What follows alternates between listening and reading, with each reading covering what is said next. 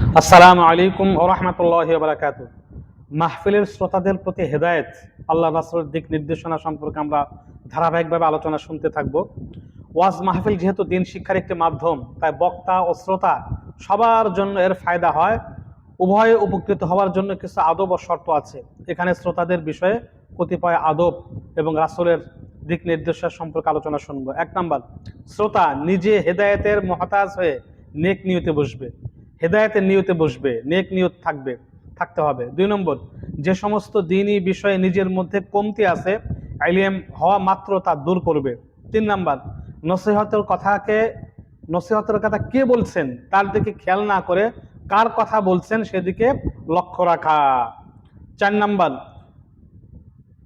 যেখানে যাও হেদায়েতের জন্য হেদায়েতের মুখাপেক্ষী হয়ে যাও, হেদায়েতের মুখাপেক্ষী হয়ে যেতে হবে, তাহলে ভরা অবস্থায় ফিরে আসবে।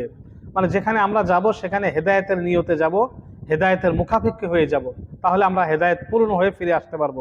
5 নম্বর, আমলের নিয়তে করা এবং অন্যকে আমলের দাওয়াত পৌঁছানো। 6 নম্বর, ইলম হওয়ার সঙ্গে সঙ্গে আমলে লেগে যাওয়া, যেন আমি আজকে জানলাম কয়েকদিন পর আমল করব, বিষয়টা এমন নয়, সাথে সাথে লেগে যাওয়া। কিতাবের তালিমের সময় তিলাওয়াত, নফল নামাজ বা কোনো ওজিফা সেখানে পড়া অনুচিত। দিনের একটি মাসআলা শিক্ষা করা 100 রাকাত নফল নামাজ অপেক্ষা উত্তম। উপরোক্ত আদব সমূহ ছাড়াও শ্রোতাবৃন্দের জন্য নিম্নোক্ত বিষয়গুলির প্রতি অবশ্যই খেয়াল রাখা জরুরি।